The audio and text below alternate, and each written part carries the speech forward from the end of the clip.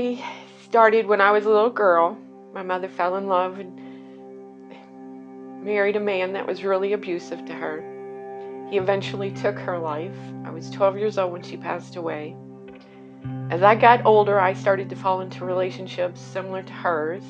My life was going downhill, and I didn't want to continue to live that life, and I didn't want to end up like my mother, just dead and not seeing my children grow up or seeing my grandchildren, and not accomplishing anything in life either.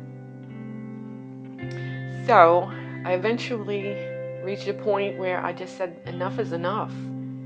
And I did do some research on the shelter home of Caldwell County, and found out that it was a pretty good place to be, and they had a lot of services. I first called them and asked them for help, and they said yes, they had a little bit of room and they would allow me to be here. So they took me in and started working with me, and after some counseling, they asked me what it was that I thought was keeping me in these relationships and bringing me to seek them out like this. And I said, I think it's more to do with my finances. If I'm dependent on these men to help pay bills, take care of me, and if I could take care of myself, I wouldn't fall into these traps. So they started to encourage me to go back to school, do what I had to do to be able to get to a point where I could support myself. And so I started to seek out some classes at the college, and it took some time. I finally got back in. I'd taken some classes before I came here, but I got into the community college in the area, and it led me to the nursing program. The shelter home and the people here, my advocates and everybody, they've encouraged me to stick it out, keep going, don't give up just because things are challenging. There's services here like the internet access, because when the COVID virus came along, we had to do our classes online. Everything was online. We weren't allowed to go anywhere for a while. So if it hadn't been for that, I probably wouldn't have made it through it. But I did get through it. I graduated. I passed my class. I graduated in May 9th. I recently took my state test, the NCLEX, passed that, and now I'm looking for my first nursing job, and I can't wait to get out there and start working as a nurse. Yeah, I'm really glad that I took that chance to come here, because it was a pretty big leap to come out on my own, and I'm still kind of on my own. But yeah, I'm glad I took that chance and came out here. Stuck it out, toughed it out, and things are going well, and I'm glad. And that's basically my story so far. A year ago, I was in a very, very, very bad environment. I had got sidetracked, and me and my kids were actually living out of a car, and I was very addicted to pain pills. I had a very bad addiction. It had got so bad that I was on the verge of losing my kids. We were sleeping in and out of cars for a very long time, not knowing what we were going to eat or where we were going to be at the next day.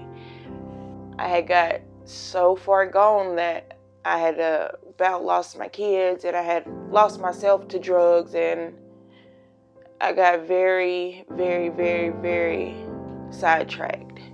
I was in a very bad relationship. I was in a domestic violence relationship.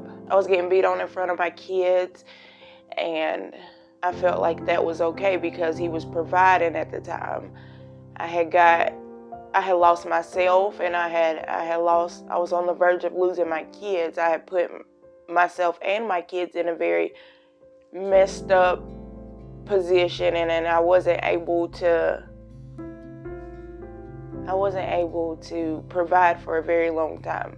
I reached out. I finally reached out, and I had asked a friend of mine what would they prefer, and we both looked out for resources, and the Caldwell County shelter home was actually one of the numbers that I called. They had accepted me and my kids, and when I first got to the shelter home, I wasn't very comfortable. I was still using, and I was still in and out of the shelter home, just using it out as somewhere to lay my head. I was trying to hide an addiction from my advocates at the shelter home. I had got help with my addiction, and the shelter home actually helped me with my addiction. They came, and I went and talked to them, and I was telling them about my addiction, and they helped me out a lot. They were there every step of the way when I needed them, and they pushed me to do everything that I've done. They pushed me to the point they saw more in me than I seen in myself. And now I'm actually working not one but 2 jobs, and they actually helped me. They donated me a car, and now I have a vehicle and I have my license, and they help me just get back on track. They help me with my addiction, and every day is a new day, and every day I'm still learning, and I'm still getting better, and I'm still processing. They help me figure out who I was. They helped me find myself again. They're very supportive, and they're very supportive.